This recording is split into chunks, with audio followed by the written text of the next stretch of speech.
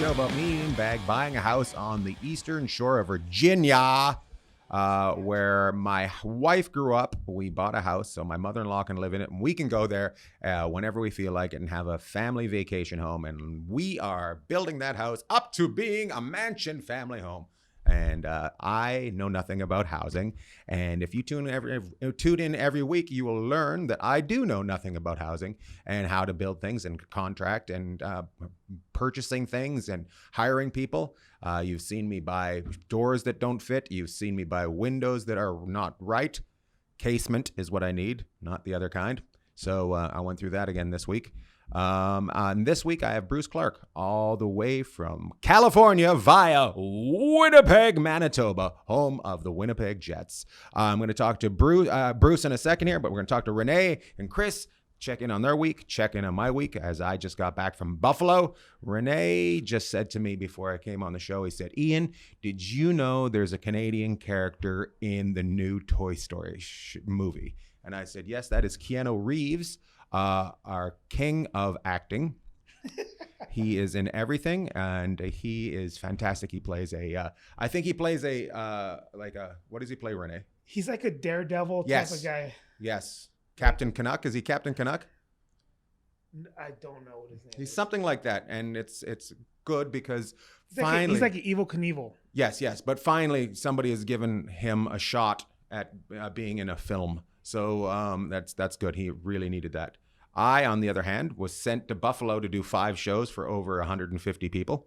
And yes, 150 people, including the whole weekend. My first night there, my plane was late. I arrived at 8 o'clock. The show started at 8 o'clock. So I went on stage as I got off the plane. We went right onto stage. The second night I was there, boom, Kids on the Block. What are they called? New Kids on the Block? You know what they're called. No, what are they called? Are they called New Kids on the Block? The New Kids on the Block. New Kids on the Block. They were there, and oh my God, I don't know if you enjoy middle-aged women with their moms, but that is the people that go see those New Kids on the Block, and they were all over because where I was playing is right next to the Key Bank Center Arena. And that's where New Kids on the Block were playing. So they just parked in our parking lot and walked through our parking lot right by the show and into the Key Arena and did not see me. But oh my goodness, I seen some 40-year-old women with the tightest pants on I've ever seen in my life. And it was fantastic to see. So there you go. Just Justin Campbell says, hey from Calgary. Hey, got Canadians on today. Hey, Justin Campbell. Brittany Buffum. She said, come back to Syracuse. Okay. Yep. She says that every time. I say no every time. And Brenda Barron Polchian says, hi, Ian. Hi, Brenda Barron Polchian. Duke Kaboom was the character's name. Toy Story. Duke Kaboom. Hey, Renee, you've been married for a while. Yes. I went through a new thing with my wife this week. I hit a new level. So I hurt my butthole last week. I hurt my butthole. I see where this is going, and I like it. Well, my wife was like, well, do you want me to look at your butthole? I said, no. And then she said, well, go look at it yourself in the mirror in the bathroom. And I fell for it. I thought she was being serious, and she wasn't. She totally, because she wasn't going to look at it, and she tricked me into looking at my own. Did you fall down? I did not fall down, but I was up on a bench. She said, did you actually do that? And I said, yes, because it was sore because I hurt myself, and it turned out to be nothing, but I hit a new level of not being able to trust my wife and seeing things that I'd never seen on my body before. Did you see more of a wink or a smile? It was surprised. Ooh. That's what it looked like. It looked very surprised. Ooh. Don't fall on that again. Ooh. Anyway, so that's what it was. I got to mention that I did a show in San Diego this week at American Comedy Company, and it was for the Humane Society of San Diego, and we had 150 people come out to a room that holds 200 people, and we were able to raise $3,000 in one night for the Humane Society of San Diego. They do a big thing there. They have a huge rehabilitation center for dogs that aren't usually rehabilitated, that have problems, and they actually end up putting them down. But in San Diego, they have this center where they rehabilitate these dogs and are able to be adopted and turn out to be great pets. So if you're looking for a pet, go to your local Humane Society. They're all over America and Canada, but none of them are connected. But if you want to get in touch with the Humane Society of San Diego, they have a lot of dogs down there. And the reason I know them is because Shauna used to work for Long Beach Humane Society, and she's now down there, and she's the one that asked me to do the show. And Shauna, we know because she trained Lou into being a fantastic dog, and we love him. This week coming up, I'm headed off to Pittsburgh on Thursday. I will be there Friday and Saturday. One night I'll be at the Improv, and one night I'll be at the PPG Paints arena with Bill Burr and Billy Gardell. So come out and see us at the DVE Comedy Festival. If you like comedy and you like Ian Bagg, come out and see me. Tonight I will be in Las Vegas at the Jimmy Kimmel Club. I will be there for the Las Vegas Convention Center meeting. I don't know if it's open to the public. All I know is I have to wear a jacket. So I'm leaving from here. Boom. Let's get to the show. Chris, is there any way you can change the camera if you can see it so I can see Bruce? I don't know if you can see what it looks like here, but I need to change it. Yeah. I need to change it. We got troubles. Can you see that? Boom. Oh, it switched over. It's switched over. This is a very professional show. Everybody's out to take a look at it. If you're listening on iTunes right now, it's very exciting. Both Renee and Chris are up looking at the camera, not the screen that I see, and I just see myself and no Bruce, and I want to be able to see Bruce while I ask him questions, and he squints. Ian, you're just a dummy. Don't turn him off. It's very exciting.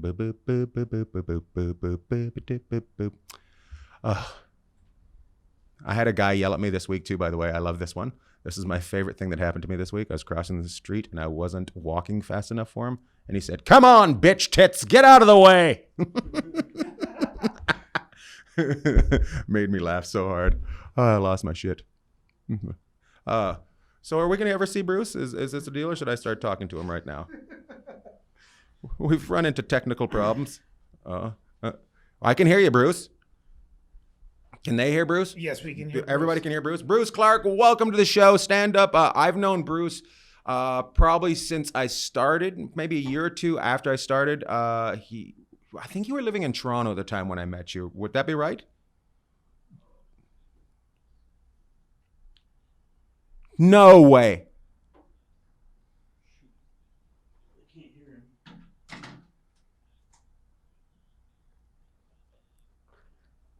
They're really funny. And I said, wow. I said to you after, I said, wow, I said, how long you do? Oh, it's like my first time. I said, really? And I said, that's great. And, you obviously took off and you're very talented. So, yeah, I remember that. Do you not remember that? Maybe not. I don't remember that. That's so sweet. Do you know how much Yucks down and right? Yeah. We're down in the Plaza Nations. Yep. You know why what I remember about that first night? I remember who else was there. Craig Campbell was there. Yeah. Bonnie McFarlane was there. Okay, maybe it wasn't your first. It was like your third. It was like one of your first times. Anyway, it was like maybe your second or third. Yeah, it was good. I love that. The big thing about Yuck Yucks that helped me out and going on there was it was around, like, it may have been on 5 times, and Pat Bullard was headlining, and he came up to me afterwards and he said, I'm going to give you some advice. And I said, what's that? He said, do everything you can to get out of Canada. Promise me you'll leave here. Yeah. And I was just a Canadian kid and I have no clue why. I'm like, why? And he goes, just do it. I'm like, okay. I gotta get out of here. And that was my next thing. I gotta get out of Canada. How long have you been gone from Canada? Oh, I moved here in 93.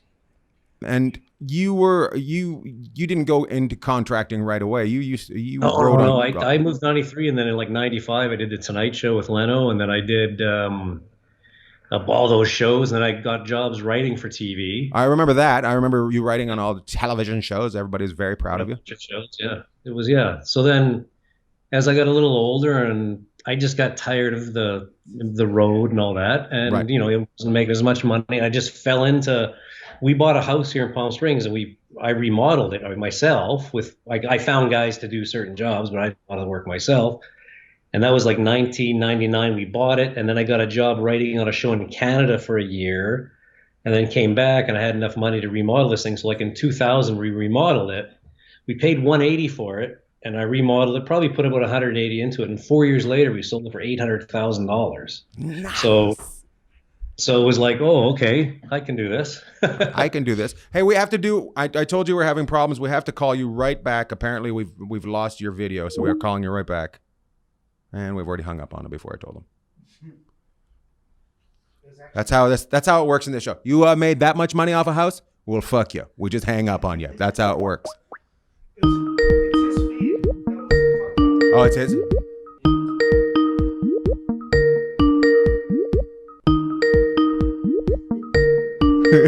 Can they hear this, or is it just silent? We're calling Bruce. We're calling Bruce. We're calling Bruce. Hello. Hello, Bruce. Yeah. We're back. Okay, we lost you there.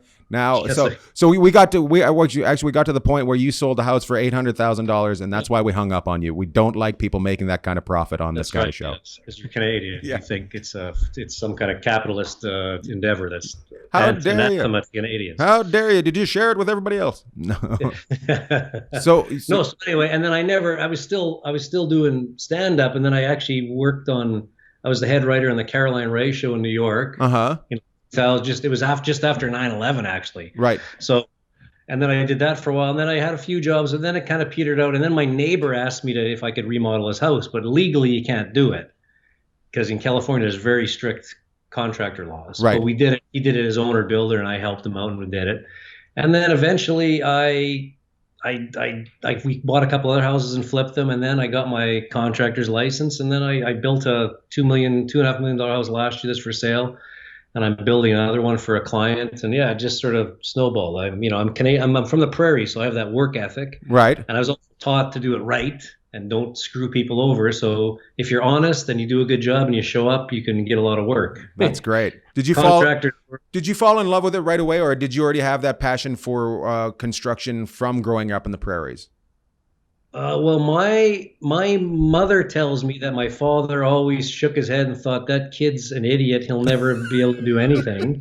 Because I didn't want to, like my dad was a sheet metal worker for the railway. We were working class. And then on the weekends, he would go hang gutters, which we call eavesdroff up there, right, and install furnaces, anything metal. And he would make me and my brother, when we were like 6, go help him. Right. So we were like 6 years old. He'd like, go crawl into the house and pull that wire here. And, so that's how we kind of learned. But when I got a little older, I didn't really, I had more of an artistic side. I didn't really want to do that. Right. So my parents thought I was a goner. But then when I started doing it, it's a creative thing too. So I really enjoy the process from start to finish. That's one of the biggest things that I've learned about buying this house. It is a creative process, and it makes your mind work in a similar way when you're coming up with ideas for stuff. So I think that's the reason that made me fall in love with this as I bought this house, because before I bought the house, I didn't appreciate it. But now learning how to change things and make your idea become reality is much like stand-up to me. Yes, and then problem solving too is like when you're on stage, as and it's not going well, you got to shift gears. Right. It's tantamount to, like right now I'm remodeling this guy's house. I'm putting a huge roof over his patio and an outdoor kitchen. Well, we opened it all up, and it was like there was a lot of stuff we had to change from the plans because it didn't fit, and there was existing things. So it's just at first you panic because you think, oh no, right. But then you go, okay, I got to figure this out. We got to problem solve. So it's all creative, and even the artistic side of it, the finishes, the tiles and the colors and the countertops and all that. Mm-hmm. I think I have pretty good taste, but I always have a designer or somebody help with those choices, right? Because I don't want to, it's a lot of work. I don't want to be bothered with that, but yeah. And It's it's my wife has the final say on everything, and she has that talent. But I have that talent where I kind of direct things and make my cartoon mind. I show her my cartoon mind, and then we can bring it back to reality. What is your expertise exactly? Like, I know you're a general contractor, but is there something that really stands out to you?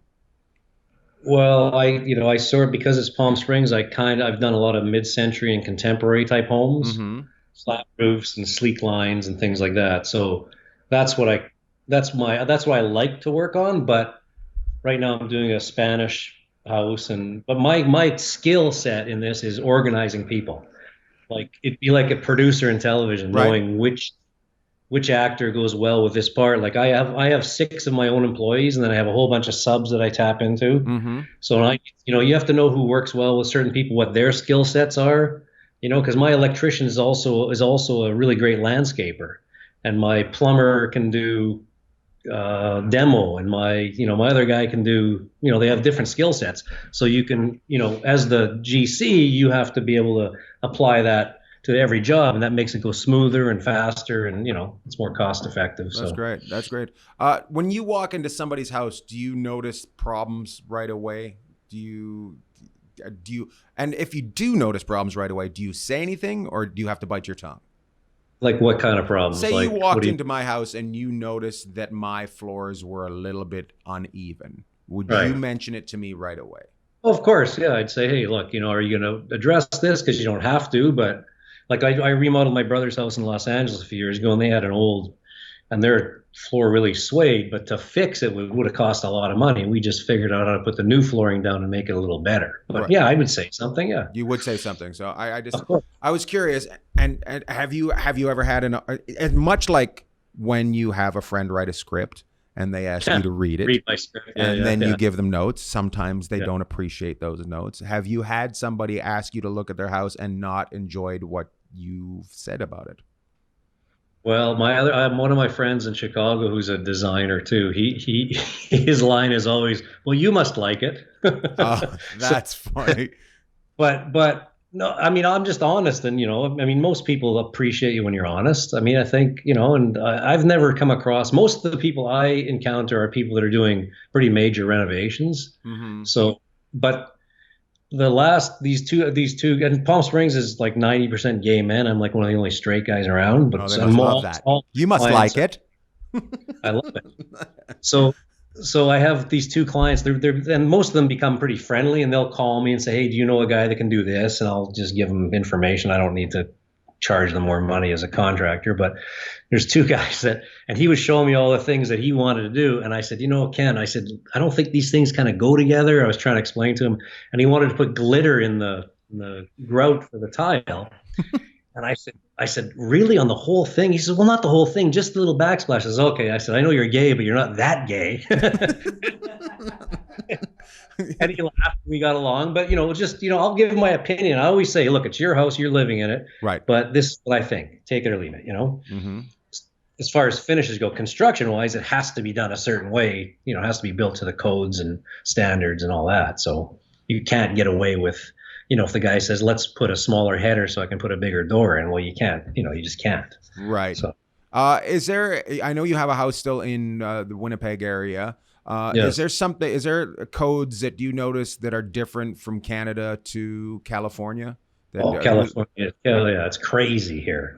So because of the earthquakes, all the structural, for instance, I'm putting a roof over right now on this patio area that's going to become an outdoor kitchen for these guys. Mm-hmm. So there's two steel posts, and they're buried in a footing. And believe it or not, the footing is 4 feet wide by 4 feet wide by 5 feet deep, full of concrete. Oh, man. There's like 5 yards of concrete in these 2 footings, and that's all for shear strength. So the post stays, stiff. Yes. Yeah. Mm. So yeah, they're totally different. California codes are totally different. If you were to do that in Winnipeg, what would you be able to? How would you be able to get away with it? Maybe just about a foot by foot.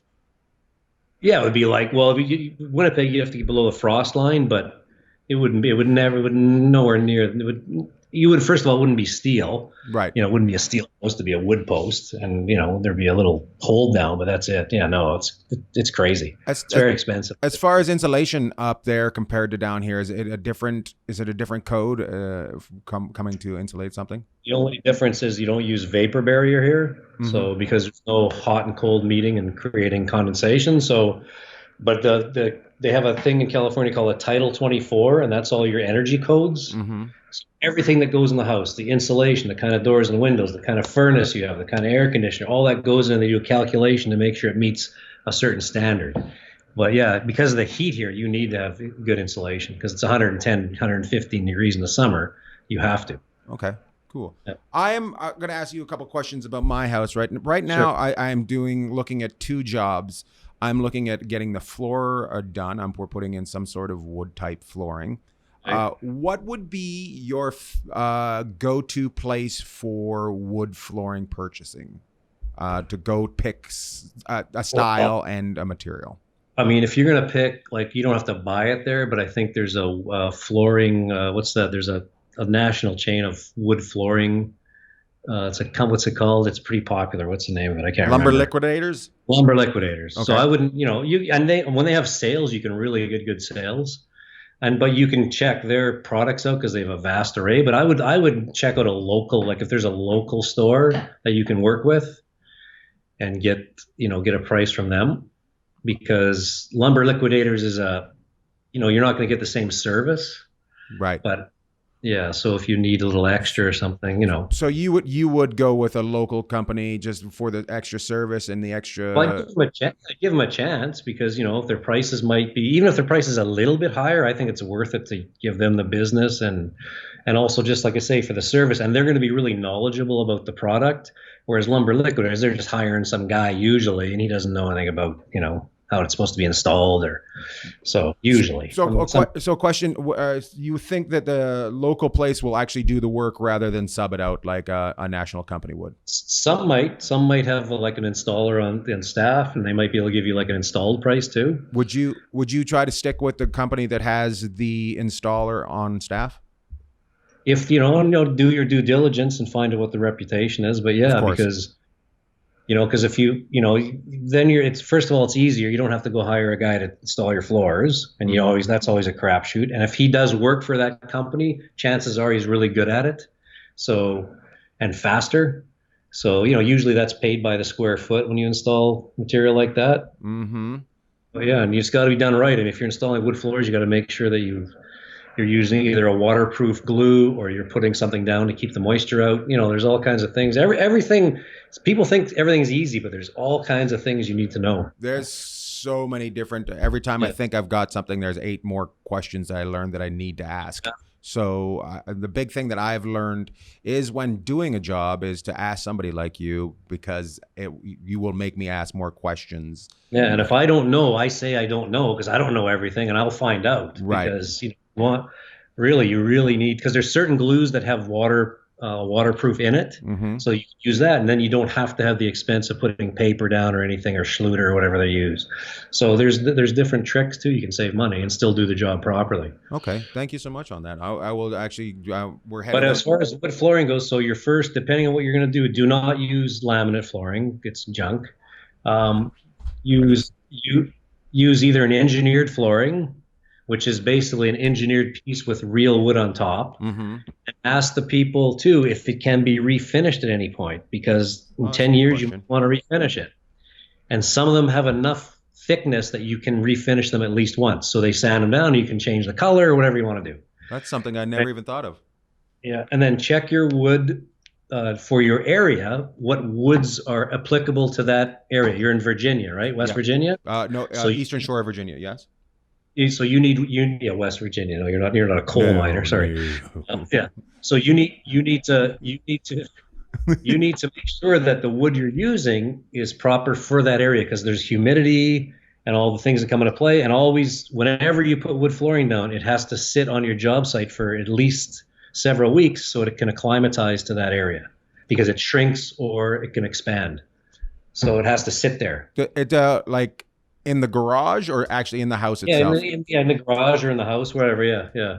I did not know that. The people selling you that will know all that. They should know all that. They'll have Yeah. that information. I've just started looking at these, and my thing was to go with a company in that area. So we're headed out in a couple weeks.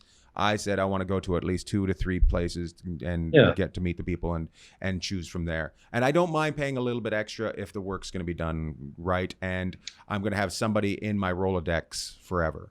Yeah, and usually the rule of thumb is the cheapest guy you'd never want to use because there's a reason he's cheap. And I mean, I'm not the cheapest. I'm maybe not the most expensive here, but it's done right. And if there's a problem, I come back and I fix it. That's a big thing. I think that's a great thing you just said that I don't think we've ever said on this show, the cheapest is not the way to go.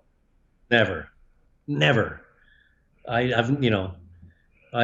had lots of calls from people that, and the problem with the cheapest is a lot of times you'll start the job and the guy will disappear on you or he'll get some money. And, you got to make sure you do your, get references, make sure that people tell you, usually the best way to find a contractor is find somebody who's had a lot of work done. And if he really likes the person, you're probably in pretty good shape. Check out when you see somebody, say, who did that work for you? Yeah. And ask the people, was he good? Was he timely? Does he show up when there's a problem? Those are great questions. Yeah. We're also putting in a fence. Would you go? I was thinking, and this maybe you might change my mind here. I was thinking of just going to Lowe's and working with them, but I have to put. No, you're already shaking your head. I haven't even told you what kind of fence. Never hire from Lowe's. No, because what they do is they just sub it out, then they take a piece, so you're paying extra.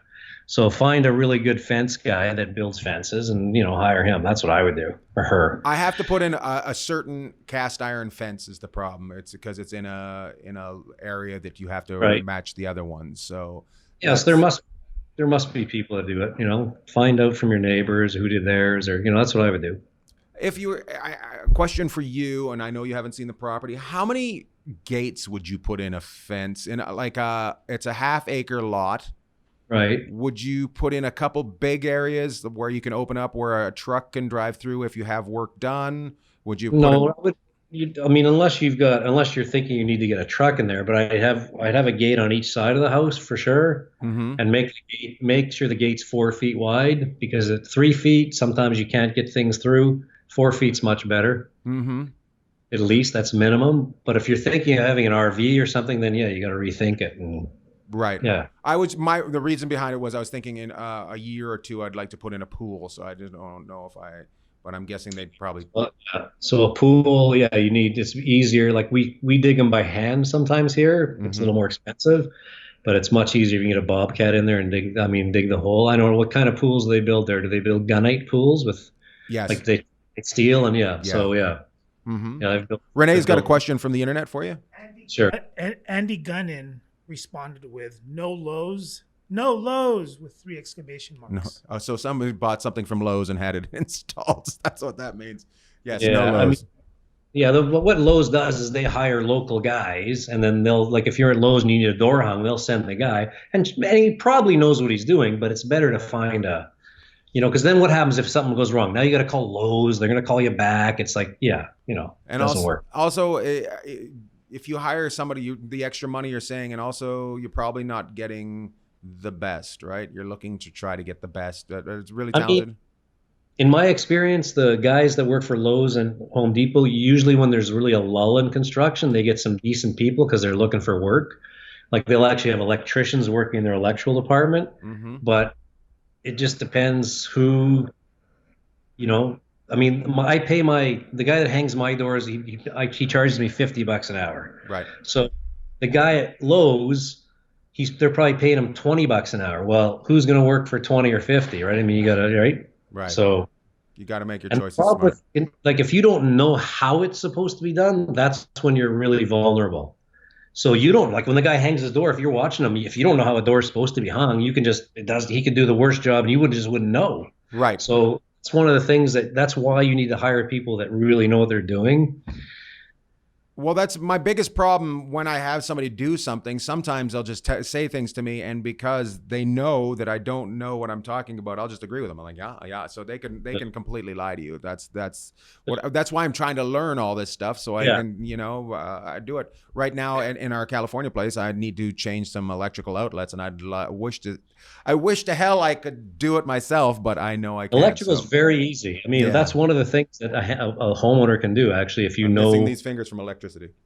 Yeah, no, you just turn the breaker off. It's simple. There's usually just a black wire and a white wire and a green wire if it's a newer house. It's very simple, but it's I'm not going to explain how it works because it's right. It might take time. But electrical is something that's easy that you can do yourself. Do you think if I watch something on the internet like a YouTube video, I could change a couple of electrical outlets? Yes, easily. All right, we're gonna have you. We're gonna make sure you turn the breaker off. Make sure I turn the breaker off. I'm gonna have you back in a couple of weeks and a month, and I'm gonna have change those electrical things myself, and I will have a review from my wife on how they work.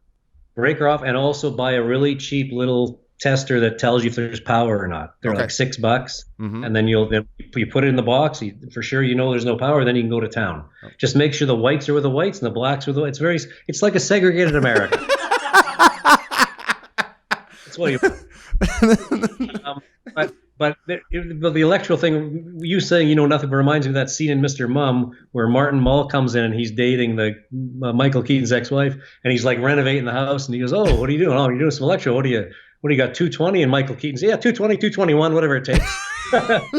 So, yes, well, that's exactly me right there. Renee, do we have another question from the internet before we're gonna let Bruce go? I'm trying to figure out what it means. It says Joseph Gasparian.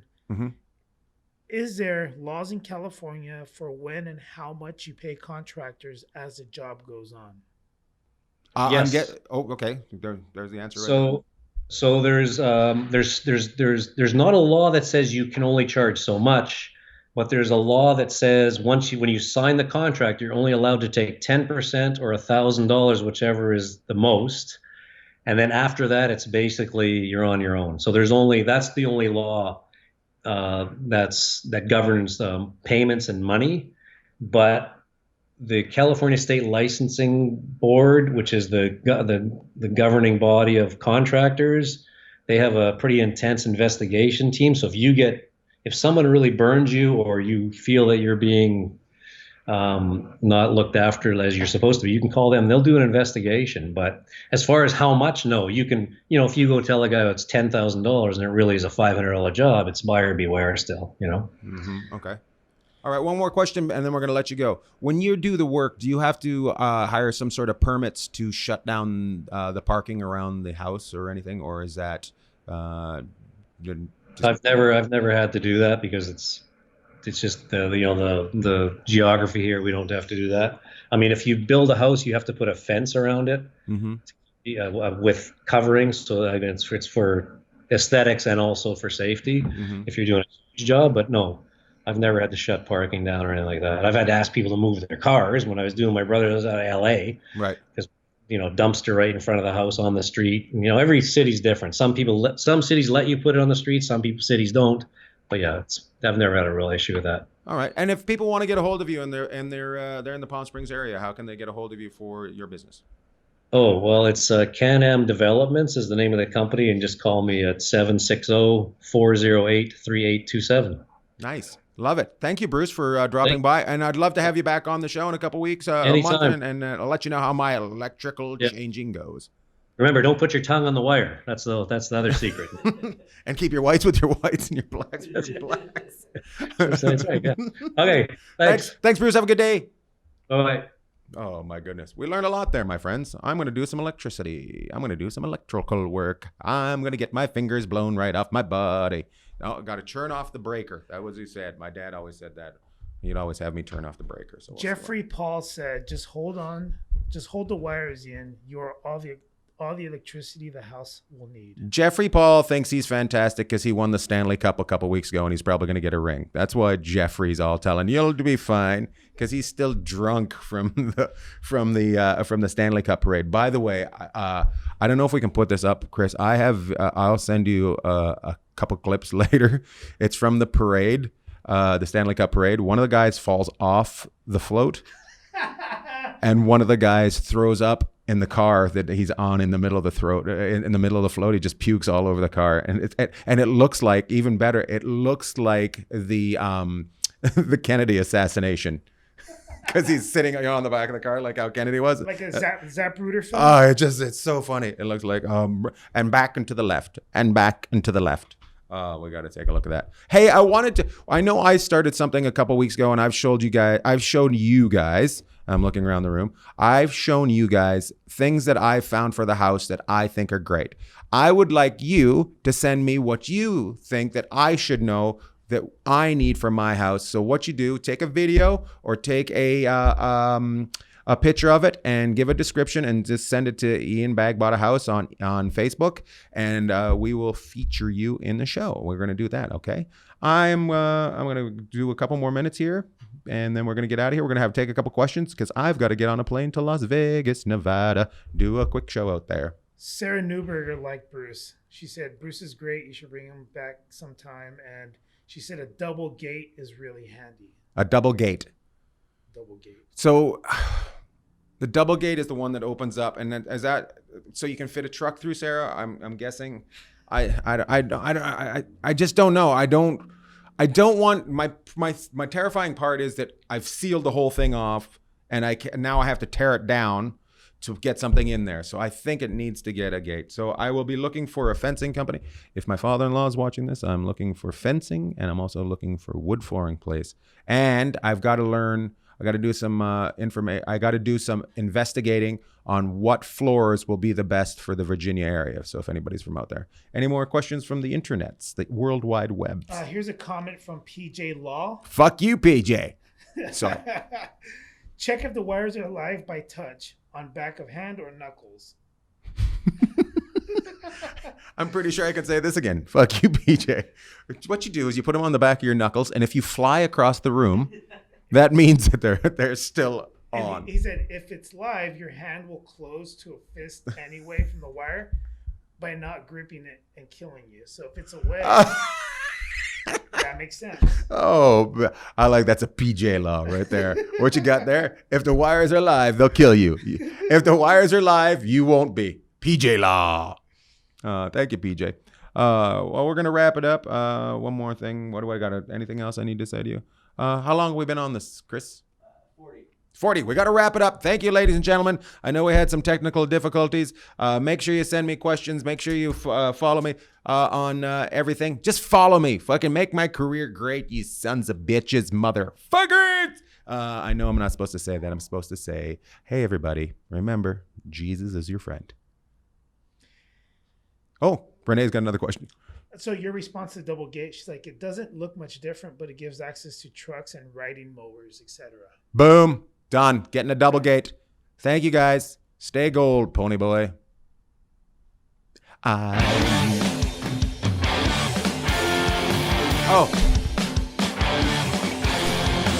Kearns. Listen to Todd Kearns music, and also Ray Johnston. You can keep playing that. I'm just saying that over top of that. So just take me out. Just wanted to let them know where they can get the music. Ray Johnston at the beginning. Todd Kearns.